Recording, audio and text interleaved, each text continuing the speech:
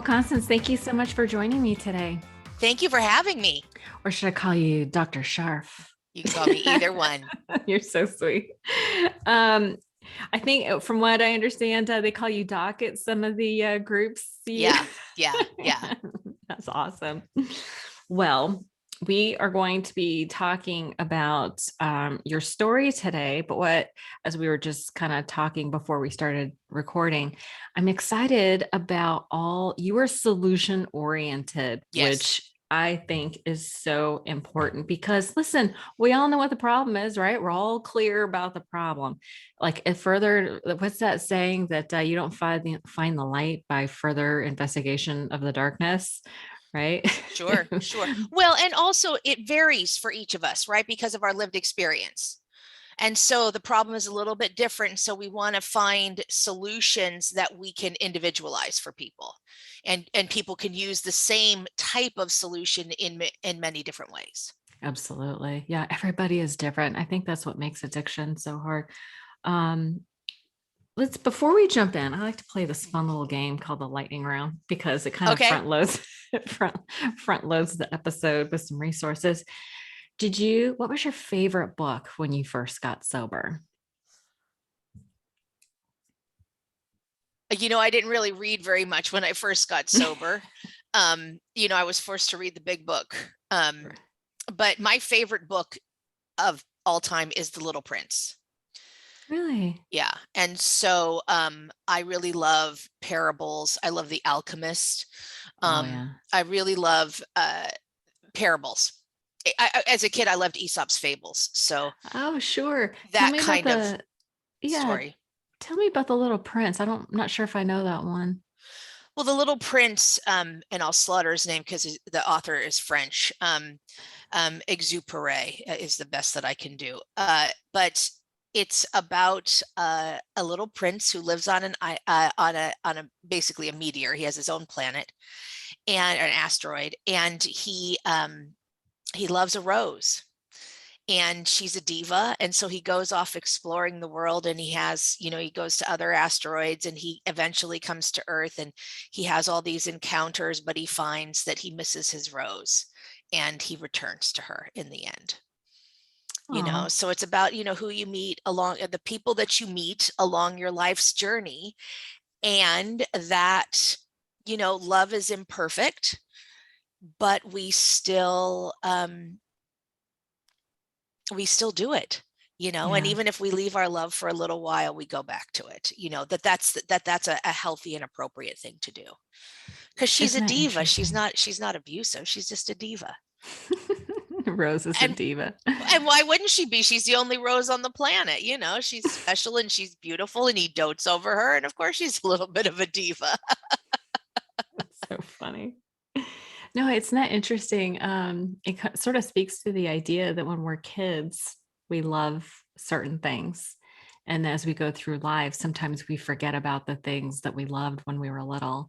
And for me, like sobriety was a process of rediscovering those things that I loved, once all the pain was removed or minimized, or once the drugs and alcohol or my coping skills were removed, I was able to sort of rediscover the things that I loved when I was little. Absolutely. Yeah, Absolutely. fall back in love with life. Do you have a go-to mantra or quote that you live by or love? uh you can't change what's happened, but you can change the future, right? The Mm, story isn't over, and we yeah. have we have the ability to change the ending. Mm, You I don't you love don't that. have to have a great start to have a great finish, is what's on the tagline of my emails. Oh, that is really good. That sort of reminds me of that Dr. Seuss quote. In the end, every, wait a minute. In the end, it'll be okay. And if it's not okay, it's not the end. Right. Right. Right. Yeah. Yeah, Yeah. no, I love the idea that we really are the authors of our own life story, and that we get to make choices along the way, and we can choose in this moment to see things differently, because it's really our stories that limit us. And that's the thing about trauma, right? Is that our story that we have told ourselves is true maybe isn't as true as a different story could be, or maybe doesn't serve us, or the facts are the facts, right? I'm wearing a shirt that's blue and black. That's a fact. But how I twist that and how I make meaning of that is what's malleable. And that's why I like this idea that we can change. I can't change the fact that the shirt that I'm wearing is this color, but I can change the meaning that I ascribe to it. Absolutely. And I think especially when dealing with trauma, when we're young, we don't have context or perspective. And so we come away with meanings that are typically destructive. I'm not sure why that is. It's like we come away with these ideas that I'm bad or I'm not good enough and Mm-hmm. so I love that idea that you presented about, changing the life story. It's like, well, what else could this mean? So yeah, that's really good. Well, and so many of the coping mechanisms that we have are simply not true. Like one of the things that I learned, my father abused me very badly. I'm just tromping all over your lightning round, by the way. I'm sorry No, about this that. that's fine. Like it's not very lightning when I keep expounding on things. But my father abused me very badly. And one of the things that I heard when I was younger was he said to someone, I don't want to have sex with fat women. Important information for a little kid. And I was like, well, then I should become as big as possible, because that to me was the truth. Now it didn't stop his abuse, and he certainly slept with women who were large, and but I thought that was true. And so I became very, very heavy. I was at one point 325 pounds, and I basically wanted to become an immovable mass of flesh so that no one could hurt me. And Mhm. then one day someone said to me, now I'd done a lot of work, around it, but someone said to me, that's not true. Lots of men want to sleep with women who are larger, like that. That's not true. And it hit me, because he said it in a very like matter of fact, plain way. He's like, that's just not true. And I was like, that's not true. That's Isn't that not true. amazing? And that idea that I had to be super, super big in order to be protected, it literally went away. And I dropped 75 pounds. I did nothing. Wow. I didn't change my diet. I didn't exercise more. I didn't take any pills, or I just had an epiphany that the truth was other than what I had given to it. And so the weight didn't have the meaning anymore, and it went away. And that's been over 4 years. That's amazing. It's been over 4 years. It just went away because I didn't need it. So that's the power of story. Right. That's the power of story. I needed to be 325 pounds at a certain point, and so I was. And when I didn't need to be that because the story changed, I wasn't that weight anymore. Yeah, that also really speaks to the power of belief. Sure, Yeah, how powerful our beliefs are. sure. Well, That's and that's what amazing. we learn in consciousness studies. So I'm a member of the Society for Consciousness Studies. And what we talk about is how our beliefs shape the world, right? If I didn't believe that microphone was in front of you, if I truly did not believe it, I wouldn't see it. Right. It would not be there for me. Yeah. And we've heard stories of when the conquistadors came into South America, that there were native peoples there, indigenous peoples there, who stood on the shore and could not see the ships because they had no frame of reference for it. I've heard that. That is amazing. That's really astonishing. We literally create our own reality through our thoughts. Yeah, our minds are so powerful. I cannot wait to get to the rest of this questions. Go ahead, hit me with another one. Hit me with another one. So much good stuff. Do you have a regular self-care practice? Like maybe it's like a morning routine, or do you have like a weekly schedule that you like to follow?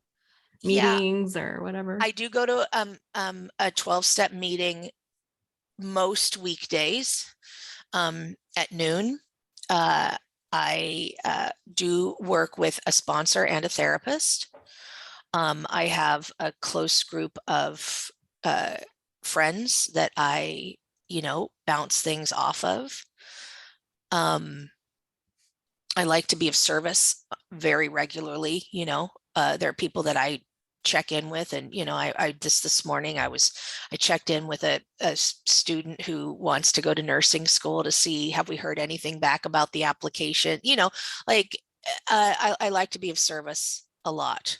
I was just going to ask you, I think I know the answer to this, but I think maybe the listeners might be like, well, how is service self-care? Because service is typically thought of as a giving exercise, but how do you see it as a self-care Well, exercise? because I'm an alcoholic, I'll have 24 years sober at the end of this month on the 29th. Congratulations. Thanks. And so my tendency is to think about myself all the time, and I think it's really important to give back, not in a way that I'm going to get something back, or that, I need an accolade, or that you can do something for me later on. And I also choose where I give service, right? So there's a difference between, I think people very often confuse codependency, right? I have to do something to make you like me, right? Or with service. And I just think it's very important that I be part of the community and part of the collective. And if I am not, if I am so focused on self that I'm not doing that, then there's something wrong, in my opinion, for me with my recovery. And so I think service, giving back to others, is really a part of my self-care, because I can't be in recovery alone. And if other Right. people in my community need something that I can give, then it's incumbent upon me to give that to them, if I have the ability and the resources to do so. How do you feel about service as a self-esteem building exercise? Well, I think that's important initially with people who are early in recovery, because I see people who feel so bad about themselves. And so I do recommend this for people early in recovery. They feel so bad about themselves, and then they do what we call esteemable acts, right? They behave in ways that make them feel better about themselves. It also can be a humbling experience, right? Because, I think, oh, my problem of this or that or the other thing is so great. And, there are people who are struggling to put food on the table. There are people who don't know how they're going to uh, pay for their kids' medical care.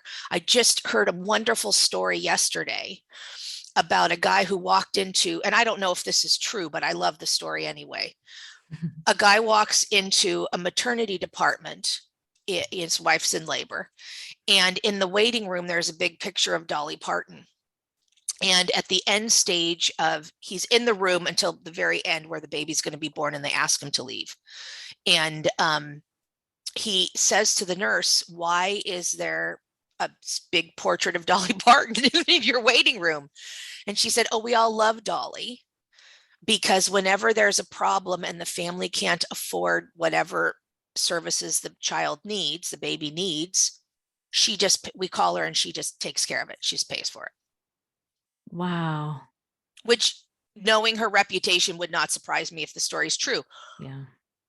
But I love that there are people who just are like, yep, I'm going to help. I'm going to help, because I can't imagine, I don't have children. I cannot imagine what it's like not to be able to pay for your infant's medical needs. Right. Right. And so if I am able to help, that's not the area that I personally help in, but if I'm able to help and be like, wow, I don't have those problems, it's humbling, Yeah. and it helps me to find gratitude. So I think there are a number of reasons why service is important for, as a self-esteem building, because I'm just like, oh, thank you that that's not something I have to contend with. Yeah. So many reasons why service is good for that. What's one thing you wish you knew when you first got sober?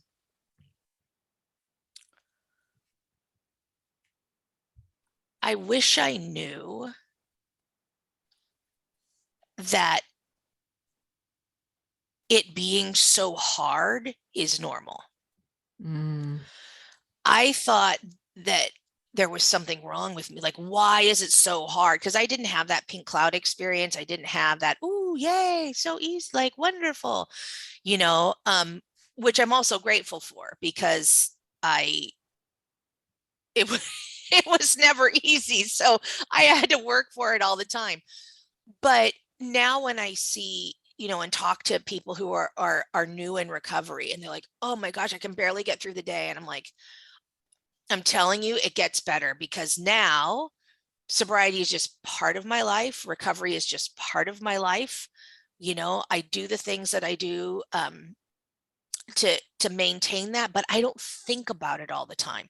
It is right, not hard for me when a drink is offered for me to refuse the drink, right? It isn't. I don't get in circumstances where there's cocaine lying on tables anymore. Like it's just so comfortable now. So I wish I had known that it wasn't something wrong with me, that it just is really difficult in the beginning. was it the feelings, the big feelings that was difficult, like Yeah, sitting with I'm the feelings sure or, because I drank to feel numb. right. I used to, when I would sit in a bar, I would drink and I would feel my index finger of my left hand with my fingers of my right hand. And when it felt like wood, right? I wanted to feel nothing. When Bill writes in the big book that he drink for oblivion, I was like, that's my boy. Like, I get that. Like, Me I too. relate. So I didn't know how to deal with my feelings. I also had such significant trauma symptoms, Yeah. which 25, 30 years ago when I was getting sober, we did not have good treatments the way we do now. So those symptoms would become significantly worse. And I was like, I don't know how to deal with this. Yeah. Symptoms of trauma, meaning like isolation or overeating or distraction So of or, course I had the transference of overeating. So I yeah. started binge eating. I gained 70 pounds my first year of recovery. Okay. Transfer. Um, Yeah. They told me like, oh, be careful about switching addictions. And I was like, well, if I could learn to be a workaholic and an exercise freak, that would be awesome. That never happened to right. me. Well, I mean, you know, I was taught, if you have a craving for alcohol, you should eat a hard candy. I had a 3 scoop sundae from Baskin and Robbins, like Yeah. all the time, Yeah. So I had that, but I also had hypervigilance. I Okay. have some trauma-based amnesia. I have very hard time with my memory and concentration even now. Although that's much better, I still can. I had dissociation in a very bad way. Yeah. I had body memories that were debilitating. What's a Um, body memory? it's so I don't, because I have amnesia, I don't remember most of the incidents Okay. as a video in my mind the way we would normally have a memory. I actually feel it somatically. Okay. So I would feel that moment of penetration, not as an adult where everything fits, but as a child. So it's just screaming pain 30 or 40 times in a row. So of course I drank. Right. Yeah. I can't deal with that. I don't know how to deal with that. And I didn't, although I had therapy, you know, 1 hour a week of talk therapy doesn't put a No, dent in that. no, it doesn't. Doesn't put a dent in that. We'll have to, So I had those experiences, early in sobriety, and I didn't know what to do with it. yeah, I probably didn't even know what it was. That must have been so bizarre. People weren't talking about that kind of thing No, no, no. the way they do now. No, I Yeah. mean, I knew what it was experientially, Mm, but I hmm. was just like, how am I supposed to not drink and experience all this? Which is why I went into the field that I went into, because Right. fast forward, I'm sober, I don't know, 7, 8 years, something like that. the veterans are coming back from Iraq and Afghanistan, and they're not only not staying sober, but they're killing themselves. Right. And I am sober, but, suicidally depressed. Because the trauma symptoms are so bad. And a veteran that I knew in a 12-step program, I really liked him, and he killed himself. And left behind a wife and an infant child. He was 23, I want to say. Oh, so sad. And I stopped what I was doing in grad school, and I was like, there has to be better treatment for us, for all of us who have trauma. Because I really related to the veterans. The details of our story were vastly different, but our lived experience had a lot of similarities. Right. And so I was like, and so that's how I got into the field of complementary mental health care. You got your PhD in transformative studies, is that right? Transformative studies. So that's the study of change. Yeah. How does change occur? Yeah. And listen, that is the key. Everybody in early recovery, it's like once they recognize a problem, it's like, okay, well, at least that was my experience. It's like, I want to be different. I had always wanted to be anybody but me anyway. Sure. But it was like the obsession became in recovery about how do I change? How? So we'll get to some of that too. I want to come back to the some of the practical us, we love steps, right? Right. Give me a step. I remember when I first got sober and they were like, oh, all you need to do the work. And I was like, the work, what does that mean? Like you see like steps on the wall. And I was like, what does that even mean? So we'll get into. Well, and I want to say, too, that the work in a 12-step program is the 12 steps. Right. But the big book is very clear. And I keep coming back to the big book because that's the original. The Book of Alcoholics Anonymous. The Book of Alcoholics Anonymous is very clear that the work, quote unquote, treats alcoholism, right, treats addiction, that we have other issues, and trauma is a related but separate issue. Amen. And if we have other issues, we need to get outside resources, whether it is for our physical health, our mental health, or our spiritual well-being, that we are to go to those outside resources. And trauma really is not, in my opinion, addressed adequately by the 12 steps, and it needs those outside resources. So doing the work is also getting those outside resources. And a lot of people in 12-step programs or early recovery don't know that. Amen. I couldn't agree more. For me, the way that the 12 steps help to treat trauma is that it helped me stop flooding my brain with drugs and alcohol so that my brain could heal first and I could stabilize so that I was prepared to do the trauma work. And I did the same. I did go seek professional help after that. Like I did EMDR and CBT and somatic stuff. Process therapy was really productive for me. All kinds of stuff. But yeah, I'm so grateful that you pointed out that even in the 12-step literature, the Book of Alcoholics Anonymous, it does say to seek outside professionals. Yeah, because 12 steps are a peer support group. They're not professionals. They're not perfect. Correct. So. And you're asking, if you're working with a sponsor, you're asking someone to really step outside of their experience, their training, their role. What do they have experience in? They have experience being sober, right? And they can give you a good set of eyes on, should I quit my job? Right? Because they've probably had a job, right? Or, or, how do I quit my job?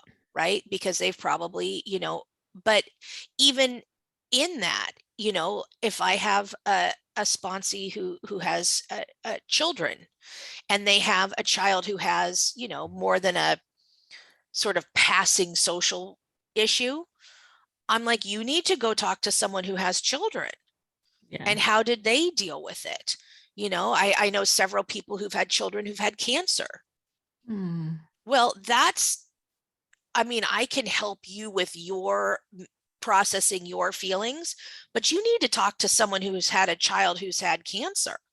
Right. Yeah. Because it's a whole range of experience. I don't have any I don't have any experience with. And that's something that we have to be very careful with when we ask something of our sponsors is, we should be asking, what do they have experience with? And they have experience being sober.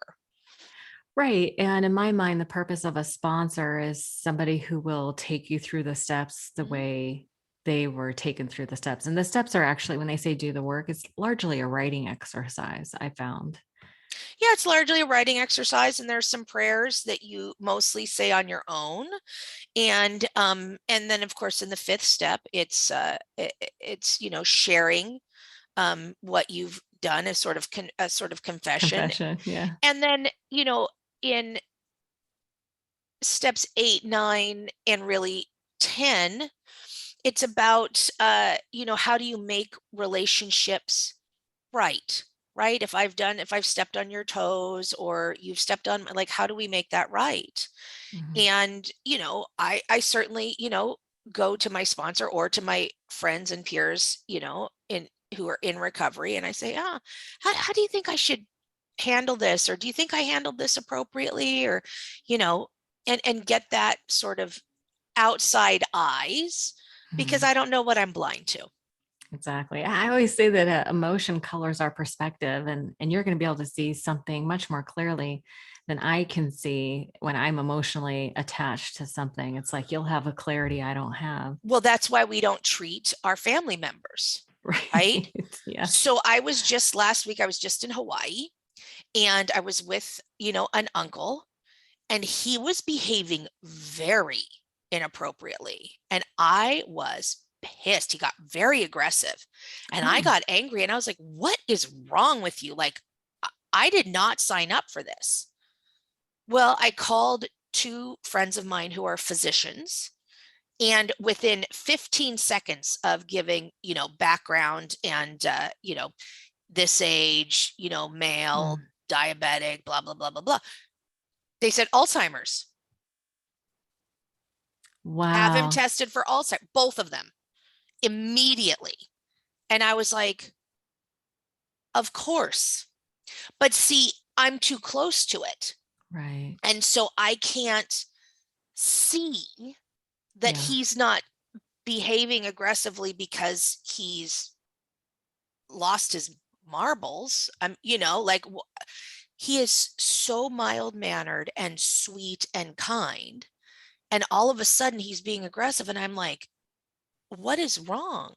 Mm. Alzheimer's is probably what's wrong. So we're Oh, getting a I'm brain so scan. sorry to hear that. Well, thanks, but it shows how when we're too close. So it's the It same thing does. with addiction, right? When the family member, right, is drunk, and we want to invite them to the wedding. You say, well, don't show up drunk. Well, of course they're going to be drunk, because they have to be Yeah. if they're an alcoholic. So, but you know, am I going to show up? Am I going to show up late? Am I going to make a scene? Am I going to?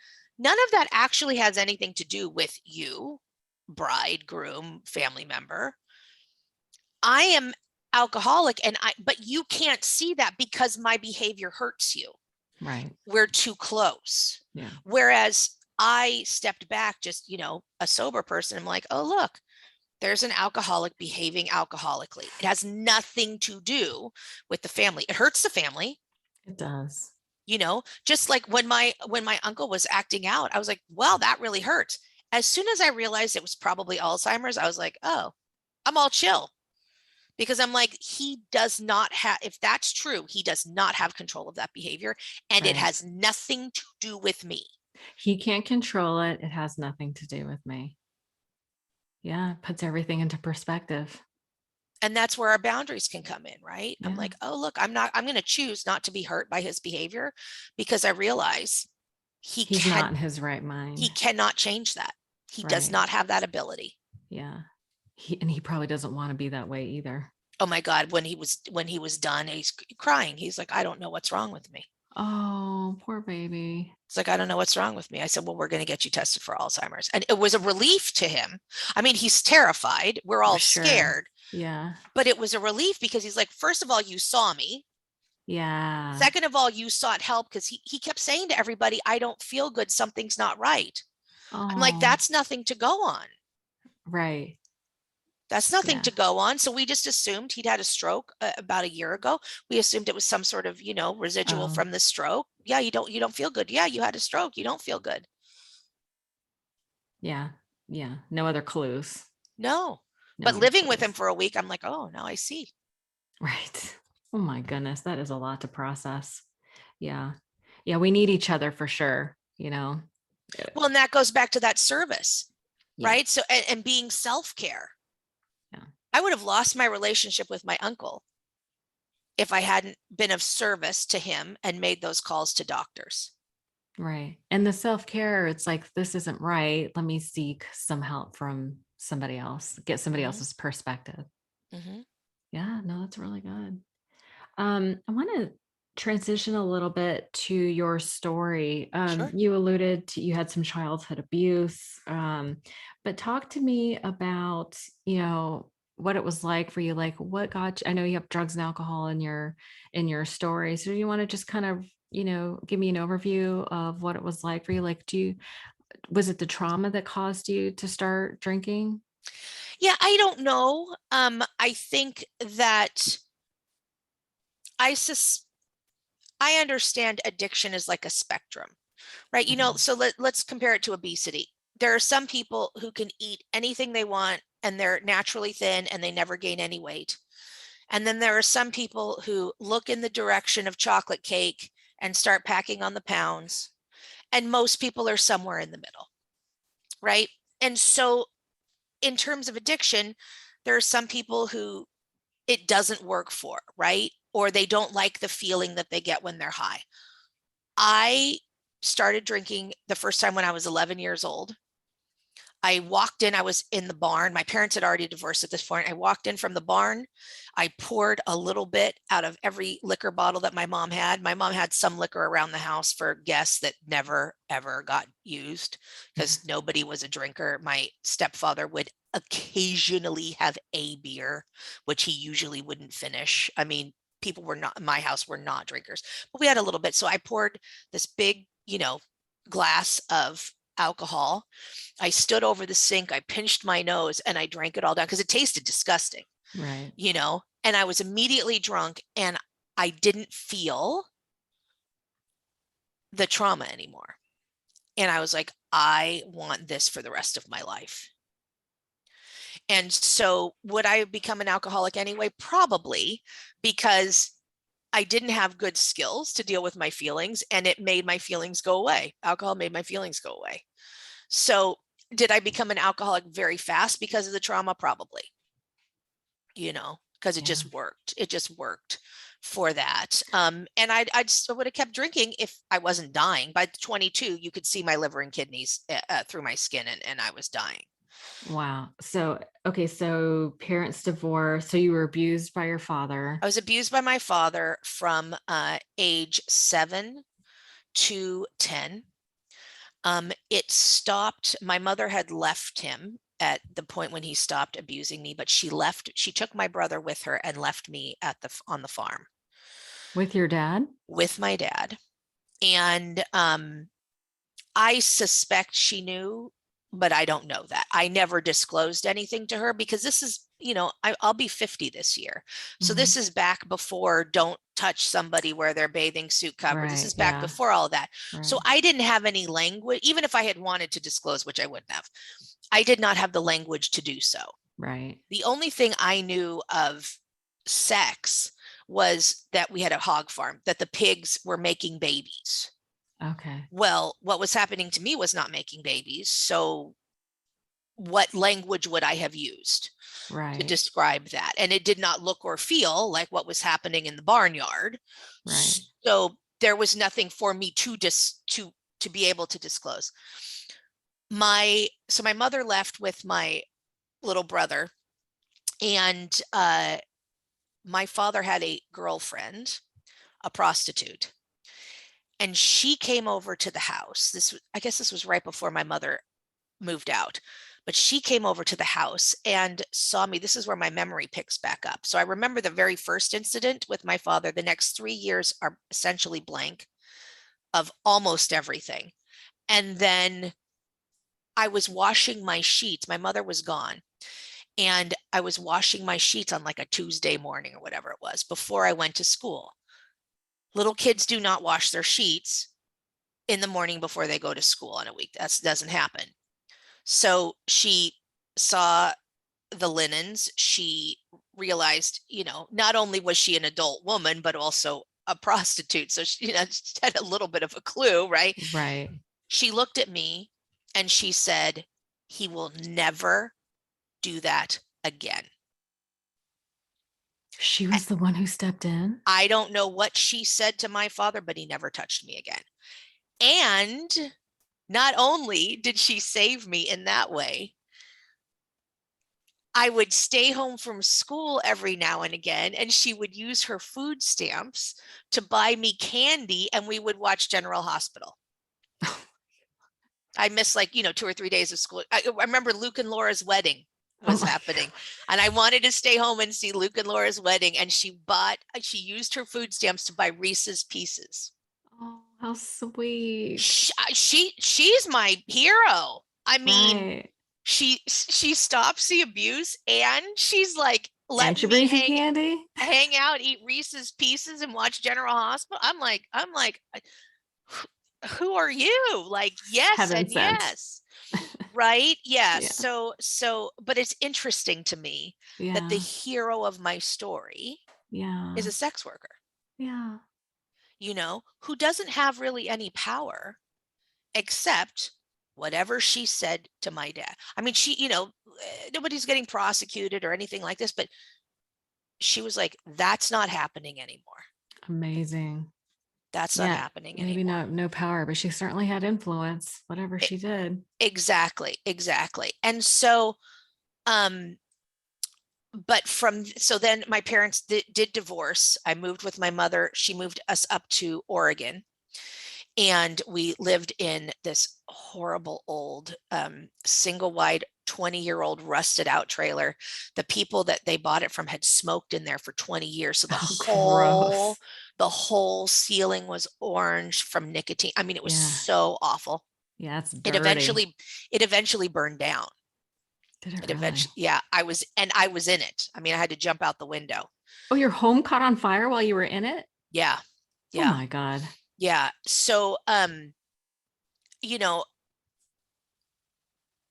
and I went to college, and I saw what different other families were like, right? And so, but I was in this state of just constantly drinking, Hmm.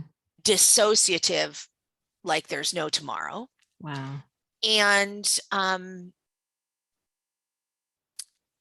yeah, I was drinking myself to death. In fact, when I graduated from college, I graduated, in 4 national honor societies, and, Whoa. magna cum laude. Like, it was, no problem. And I studied abroad, and I, did an honors thesis, and, I all Super drunk, high functioning. Yeah. super high functioning.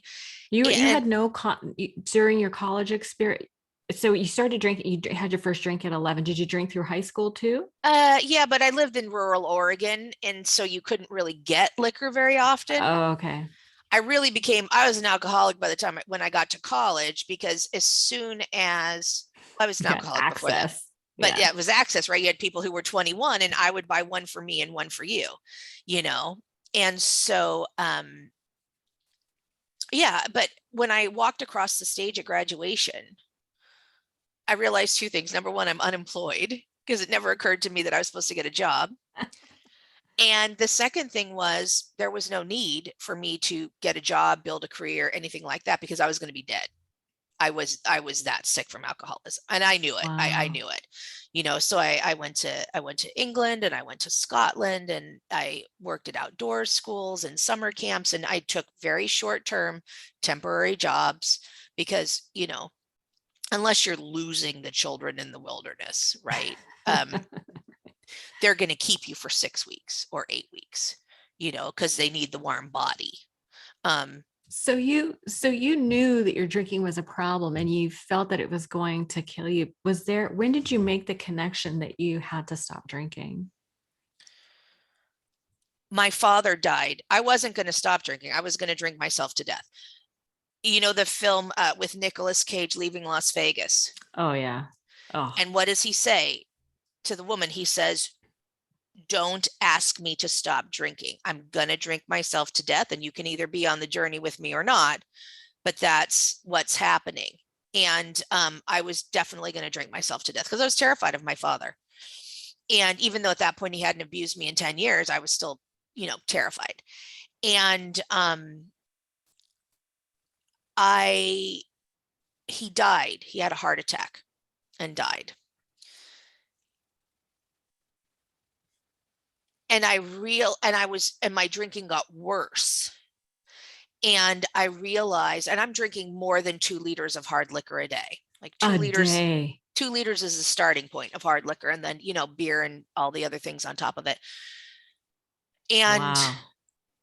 when he died, that week after he died, and I'm drinking so much more, I realized my drinking doesn't have anything. I thought I drank because of him. And I was like, well, he's dead. So that's clearly not the case. And that's when I started thinking about getting sober, because I was like, well, you don't have to be terrified of him anymore. So what is it that you want to do differently? Wow.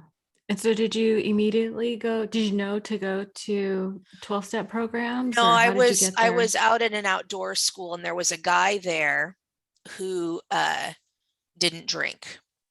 He smoked a lot of marijuana all day. He was really high, but I didn't know that was not acceptable in a 12-step program. All I knew is he didn't drink.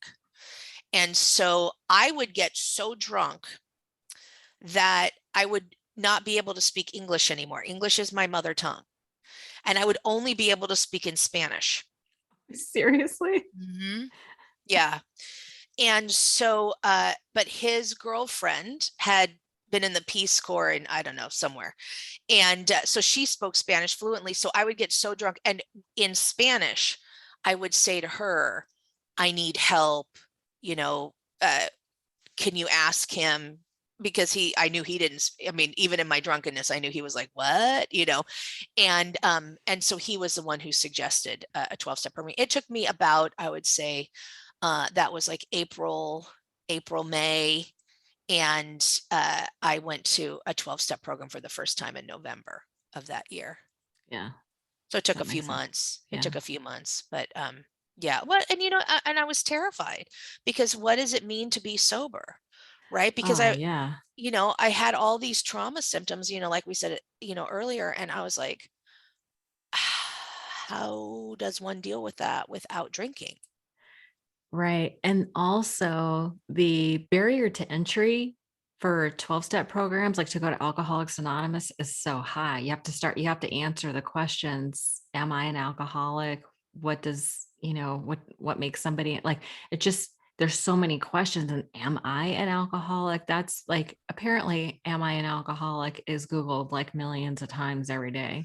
Yeah, I didn't have that, because the tradition says, the only requirement for membership is a desire to stop drinking.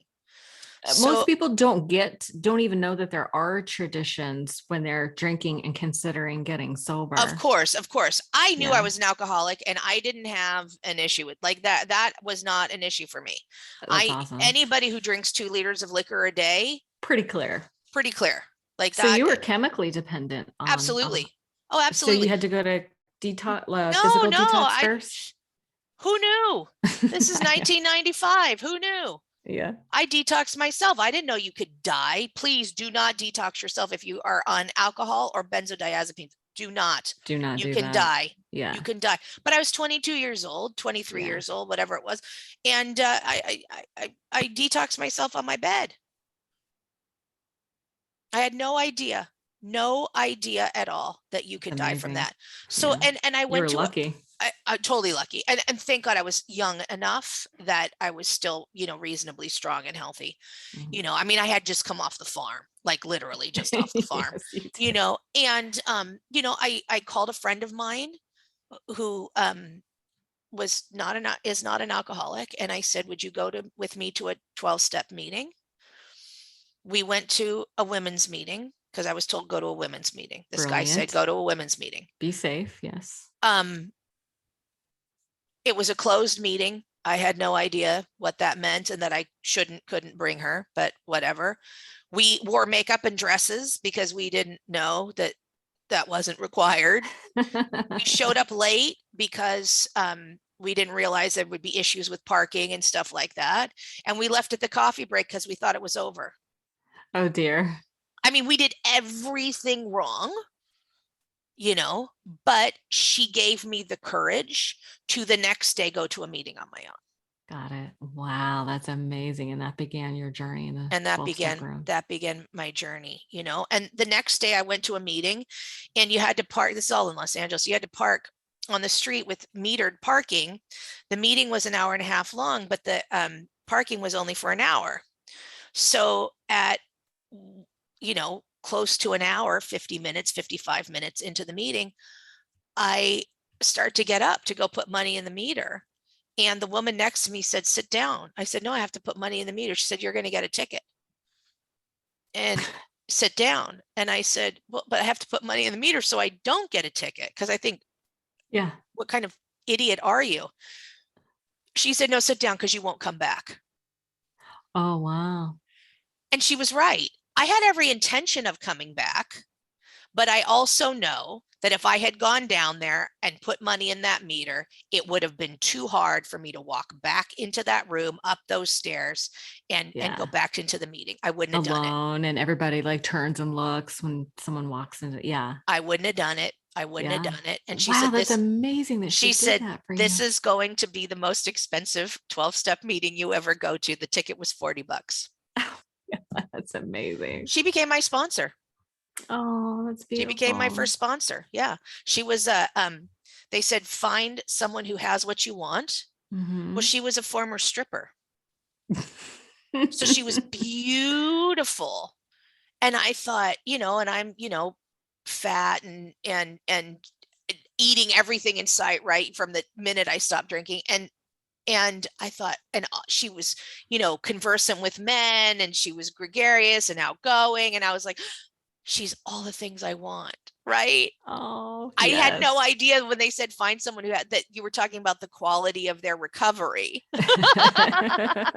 Well, you know what? That's what attracted me to my first sponsors too.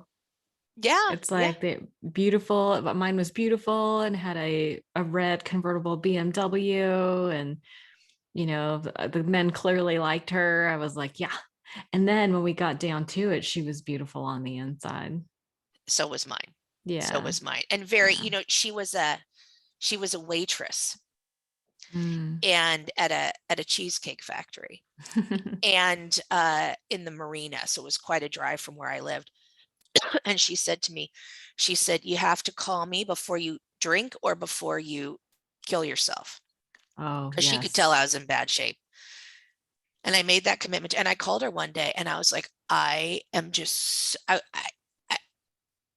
I don't think I ever got to the point where I actually had what it took to actually kill myself, but I was always right on that verge of just being like, I just can't do this anymore. Right. And I called her up and I drove all the way. She's on shift on like a Friday or Saturday night. I mean, she was on shift and I drove to the marina and it was really busy. It was late afternoon. And I looked so bad. The bartender cleared out all the people and he said, you come here. Oh. He said, what do you need? And I said, I'm looking for this person. And he said, I will go get her. You sit there. Wow. Because I literally was like that, like you're a mess. Yeah. And she came out in the middle of her shift, and spoke to me and just encouraged me. I don't remember what she said, but it was just something encouraging. And, and I felt better and I went home. Wow. But that's also, right. These are my first examples of service. Right. And I'm like, oh, so, people ask me, they're like, why do you go to a 12-step meeting every day? You don't need to do that. And I'm like, well, because there were people who were sitting in there waiting for me and doing for me exactly what I do for other people. Yeah, absolutely. The long timers, I don't like calling them old time. We're not old, but we're long timers. We need to go back and give back Yeah. and set the example and be there for we are responsible, right? Yeah. That's the thing. Let me ask you something. Are you good on time for a little bit? Because Yeah. we Yeah. Please. Okay, so I do want to get into some of the solutions for healing Yes. trauma. Yes. Maybe you can share with me. I know you have a couple of books, so we want to talk about the book. So you have two, Ending Addiction for Good, and then you have another one, and I think the tagline, I'm going to butcher it, but Evidence-Based Holistic Treatments for Trauma and Addiction. And then you have the second book that you just published, which is Rock to Recovery: Music as a Catalyst for Human Transformation. Yes. Yes. So I love the music. I actually have some friends who have a podcast called Recovery Rocks, which is, you're gonna have to check that out. It's super good. But let's talk about some solutions. So people are getting their addictions under control, things are starting to stabilize, and they want to approach and address some of the trauma that they're dealing with. Can you describe a little bit about what trauma is? Because we have a lot of, there's a lot of talk about trauma, like there's little t trauma, like maybe mild bullying at school, or your mom said something mean to you and hurt your feelings really bad and during a very significant time of your life. But we're talking, you've had a childhood sexual abuse. So that is what I would consider big T trauma. Sure. So, and from my understanding, it changes your brain and changes how you respond to things. So just give me an idea of how you see it, and then some of the things that people can do to try to heal it. So first of all, I believe that if you have both trauma and addiction, that they really need to be addressed concurrently. Okay. Not that you wouldn't start one and come into the other one, fairly quickly after, or you're not doing more of one than the other at any given time. But I do think that they have to be addressed concurrently, because my experience was, and a lot of other people back when we didn't really have great trauma treatments, was people would get sober and then all the trauma symptoms come up, and how do we cope with that without drinking? So I think that we need to really understand that and address that, and also not expect a 12-step program to address trauma, because that's not what it's designed for. The second part is, okay, so what is trauma? Most people, almost everyone in life, is going to have some sort of traumatic experience, difficult experience. It could be a car accident. It could be, the death of a loved one. It could be, like you said, bullying at school. It could be whatever. That doesn't mean that that person develops what we are talking about as diagnosable trauma, what is called PTSD. And that has a lot to do with individual resilience, the duration of the trauma, the type of the trauma. It has to do with a lot of different factors. The other thing that we researchers have learned about trauma, is that it really isn't a mental health issue, in the sense it's not a cognitive distortion. It's not stored in the brain. It's actually stored in the body. So if we have, like, the body keeps the score, Right. Brilliant. right? That the body is this storehouse and it holds the trauma. So back when I was doing my doctoral research, I was looking at shamanism in African traditional healing, and shamanism in African cultures. And one of the things that they talk about in Southern Africa, specifically in Namibia and Botswana with the San, the Bushmen of the Kalahari, they talk about shaking medicine.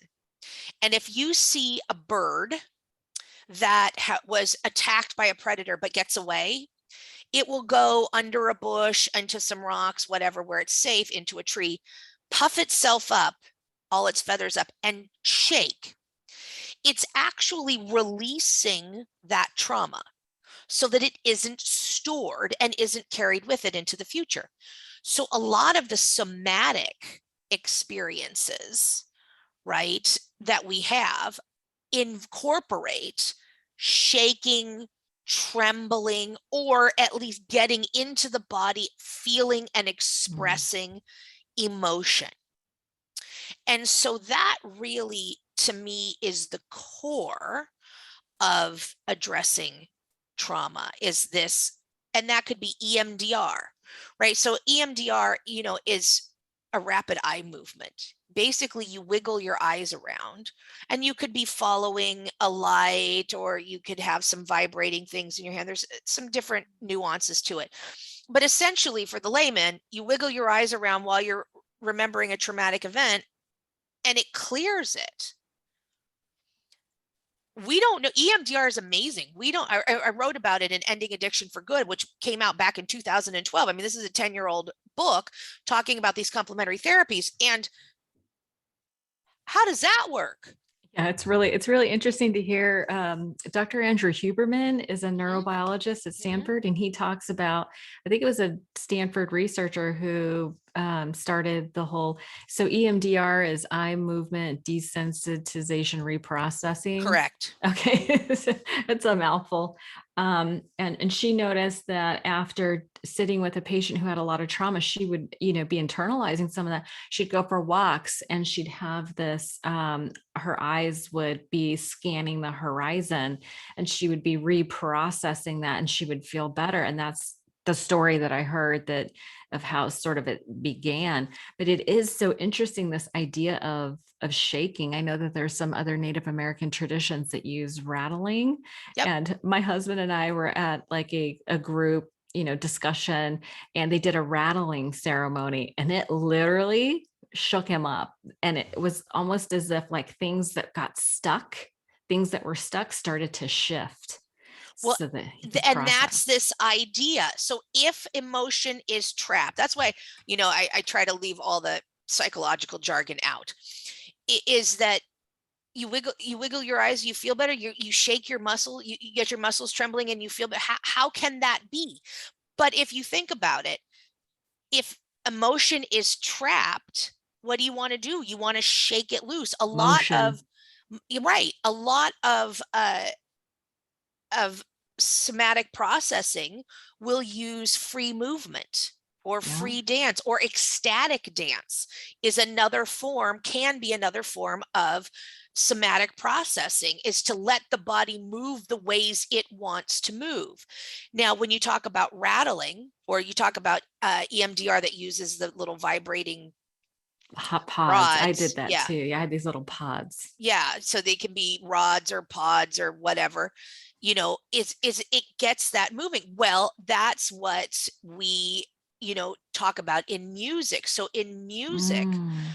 there are different things that help. There are different aspects of music, and I talk about them in the book Rock to Recovery.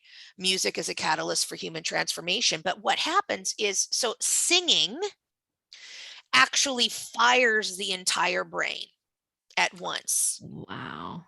And so the whole brain, so if you look at people who are singing, the whole brain lights up. Well, part of what's happening in trauma is you get into a negative feedback loop. Same thing with Mhm. addiction, right? I need the drug, I get the drug, I'm high for a minute, and then I need the drug again. And so I'm always thinking about how I'm going to get what I need. Right? It's a feedback loop. It's the same with trauma. He's coming, he's coming, he's coming, he's coming, he's coming. What do I have to do to be safe? What do I have to do to be safe? He's coming, he's coming. I remember my dad had been dead, I don't know, 2 or 3 years, and I would lock the doors because I had this, he's going to be here. And I would feel him breathing on my neck. Right. So I'm having this somatic experience of feeling like he's right here, even though obviously he's not, and I can see, but I'm feeling he's coming, Mm. he's coming. And so I'm locking the doors, and I'm having little rituals, and I'm doing all these things. So we want to break that feedback loop. Okay. Singing breaks that. Music is so powerful. And then if you use drumming, right, the vibration Drumming. of that, right? If you're doing the drumming, the vibration syncs everybody up, and it starts to shake. I mean, if you ever work with people who are deaf with music, you want it loud enough so that they can feel the vibration of the drum or the bass. Amazing. And so that and so that becomes very important for starting this shaking process. Um, there's something called TRE, trauma release exercises, Ooh. and they are used by people in a lot of war torn areas, so like in the Middle East and such. And it's a way to get the muscles to begin to tremble. And if it becomes too much, you can pull out of it, right? Can you But you, describe it? I've never even heard of that. so it's called trauma release exercises. And basically, it's a way to start the shaking medicine that the traditional healers have observed. It gets the Okay. muscles, it does some exercises to get the muscles so that they tremble Okay. on their own. There was got to be like a YouTube video out there. There's Isn't it? YouTube's videos, there's a book. Okay. I was going to say, I don't know exactly where it is in my bookshelf, Okay. but it's I'll see if I can somewhere find over some and link here. them in the Yeah. show notes. Yeah. But yeah, trauma release exercises. I use something called radical aliveness. Mm-hmm. It's a neo-Reichian therapeutic. It's core energy. It's related to core energetics, but it's this idea that you have to get into your body. And that's the thing, dissociation. I'm floating up here. Yeah. I did 20 years of talk therapy and it did almost nothing for me, Yeah. It and doesn't my hit. it doesn't hit because the problem isn't here. I can tell you what happened and what I remember and all the things and but I don't have any emotional connection to it. And Mm-hmm. my first therapist, boy, she tried. I mean, my first therapist in recovery, she really tried. And she said, I can see you dissociate. And she's like, and you're still talking. I'll have no memory of the session. I won't come back to myself 3-4 hours, maybe the next day, but I'm Wow. over here, sort of, hanging Yeah. out, Yeah. and so I have to find ways to be in my body. But as soon as I could get into my body and start to process that out, like I said, the weight fell off and That's amazing. and my whole world shifted. Yeah. My whole Wow. world shifted. That is really brave, courageous work to do. And I think a lot of people the people who are able to do it, are people who have learned everybody suffers, right? Everybody suffers, but it's about learning how to suffer in a productive way. And it sounds like everything that you're describing, it's intentional, it's with support, it's with a professional, and it's process. They say you have to feel it to heal it. You're talking about processing to resolution. Well, I am. And, most people who have a background like mine, we're overdoses and suicides. Mm-hmm. That's how we end. Yeah. And I got lucky that I'm old enough that heroin was not available.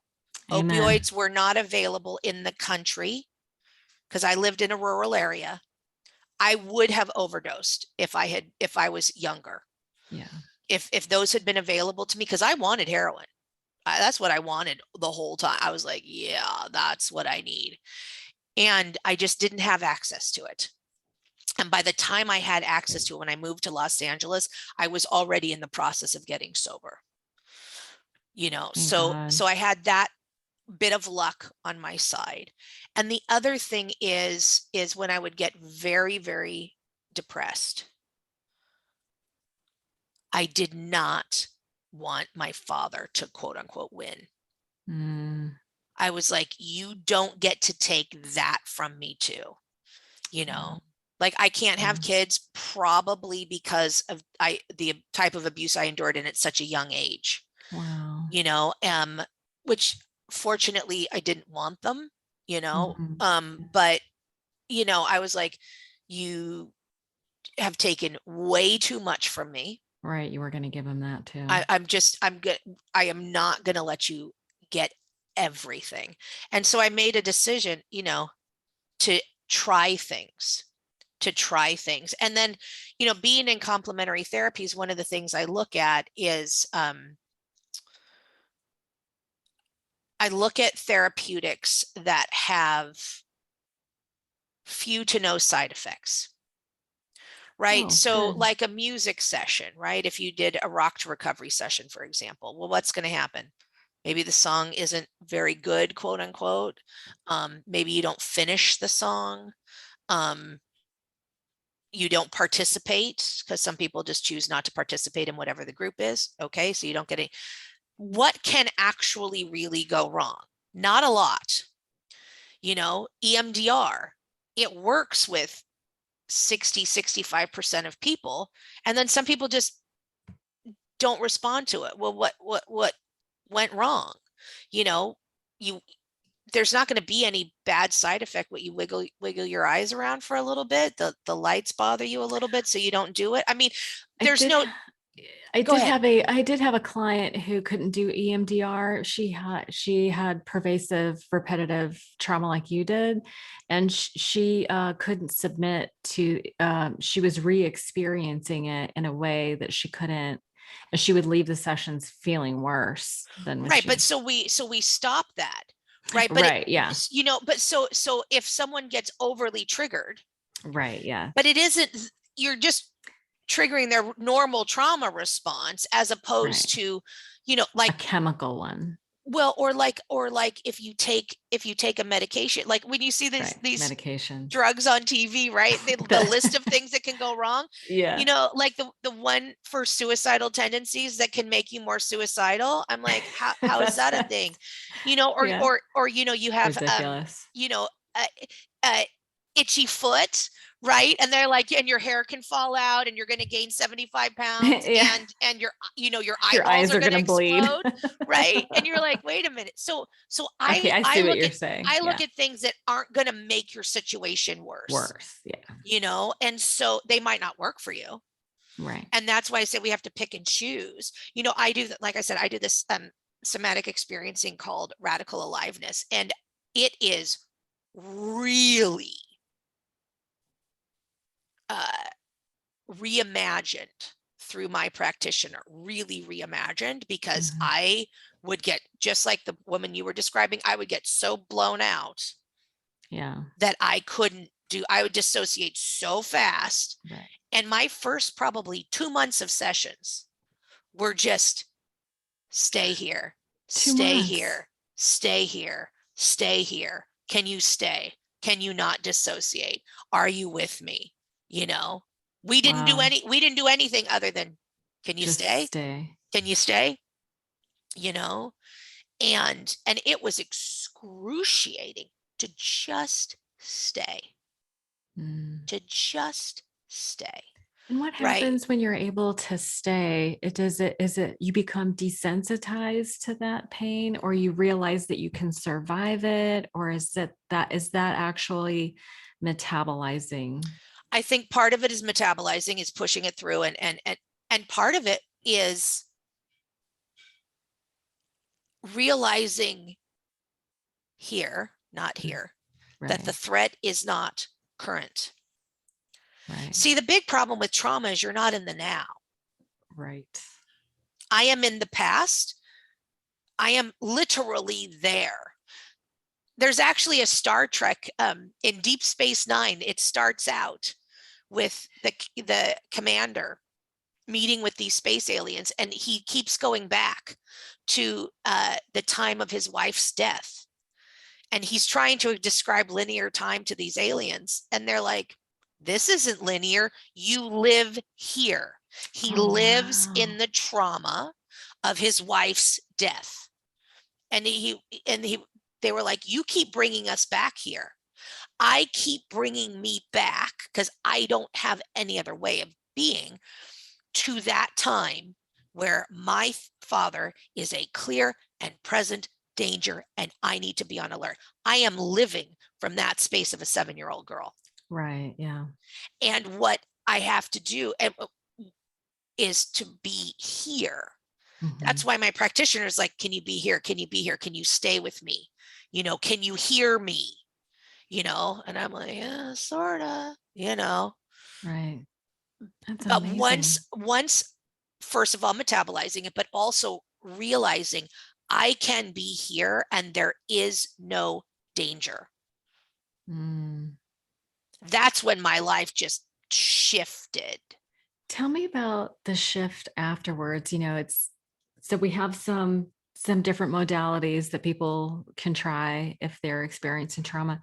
But I think it's always super helpful to know like what's on the other side. Like I always have experienced, my sponsor would tell me back in the beginning, we go through the painful parts because of the benefits on the other side, like the good feelings that happen on the other side. So you've done a ton of work, you do a ton of work. What are the benefits I'm of doing present. this? I'm present. I'm here. Imagine the pain. And this is what people with trauma live with. This is why I have such a passion for the work that I do, is because Mhm. I understand the pain of being stuck in the worst experience of your life. I mean, I remember, like I was saying, the body memories, that being violated 30 times, 40 times in succession. I can't move. The pain is blinding. And Right. I know in my head, I'm like, sweetheart, you're 25, you're 30, you're in your room. That man is dead. There is no one here.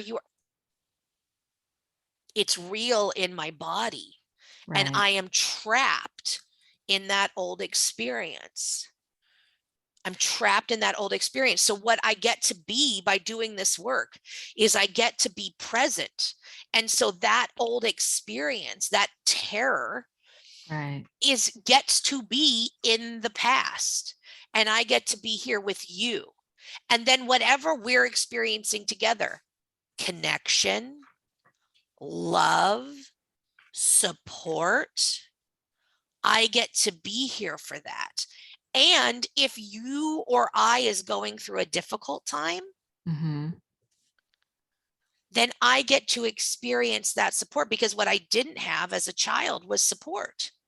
Right.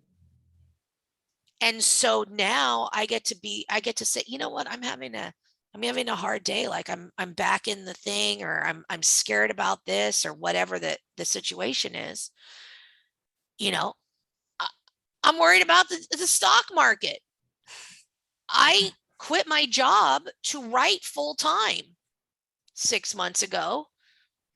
I'm like, do I need a job? Because all my money is going, like everybody else, right? Right. And the Everybody stock who's on a market. Yeah. fixed income, everybody who's retired, like I'm on, and it, the inflation is going up, and the cost of gas, and the cost I of the, know. I know. Everyone is really scared right now. everybody's scared, right? Yeah. I'm not in that alone. Right. I'm not Yeah. in that alone. And when I'm having my moment of, ooh, I'm worried about that, my friends are like, yeah, you know what? I am too. And I get it because of your situation, and we're in this Yeah. together, you know? Yeah. Not alone. Just being not alone Yeah. is so important. So I get all of that, and I think that presence, we talk about in recovery, right? Addiction Mhm. recovery, we talk about being in the now, and we talk about just being, and I'm a human being, A in human being, not a human doing. right, in Yeah. Buddhism, and in all of that. Yeah. And so it's being here now, because right now my life is great. Like, you and I have been having a wonderful conversation. My little dog is sitting next to me asleep. I'm gonna go out to lunch after this. Like, I what's wrong? Oh, if the Yeah. stock market goes down more today, if interest rates, which are going to go up again, go up, So be it. I, I have food in the pantry. Yeah. The lights are paid for. The house is paid for. Like, we're okay. I got the Yeah. Right medical here, insurance, right now. right Hmm. here, right now is fine. Yeah. It's Yeah. okay. Very It's grounding. okay. Tell me something. So you do a lot of work, and I know that, the things that we've been talking about are going to resonate with a lot of people. Um, how can people reach out to you and connect with you and maybe try some of these things that we've been talking about? So all the information is on my website, which is constancescharff.com. I'm also on LinkedIn, Twitter, Facebook, and Instagram. Look Okay. for at Dr. Scharff. Sharp is spelled SHA. Oh, oh, SCHAR double F as in Frank. got it. And I'm also, on Amazon. I have a blog on Psychology Today. I write articles Ooh, every month. So, wow, that's pretty I'm cool. I you can easily find me on the internet. And And I'll leave links in the show notes as well, but yeah. in case anybody is driving, they can do the show notes. Listen, I could talk to you forever. This has been so helpful. Trauma has been something I've really been thinking and talking about a lot, and so I just always appreciate, somebody who has that knowledge and experience. Experience is so important. Well, thank you. And I just, I want to encourage anyone, you can always reach out to me or to other people who are involved in trauma research and trauma support. But, I just want you to know that there's hope and there's healing. When I got sober, and came to a 12-step program, more than 25 years ago, we didn't have the resources that we have now. And they're really, really are opportunities for you to live the life that you want, and to be able to be present in that life for the people that love you. Because I want to say one more thing. When I was so heavily traumatized before I did the work, I knew I loved people and I knew people loved me, but I couldn't feel it. Mm, And now I can feel that. And I am there it is. very, very grateful. And that can be your experience too. I can feel the love. That's perfect, right? That's what we all want. Yeah. I love that. That's beautiful. Thank you so much, Constance. It was a pleasure to spend this time with you today. Thank you for joining Thank you. me. Thank you for having me.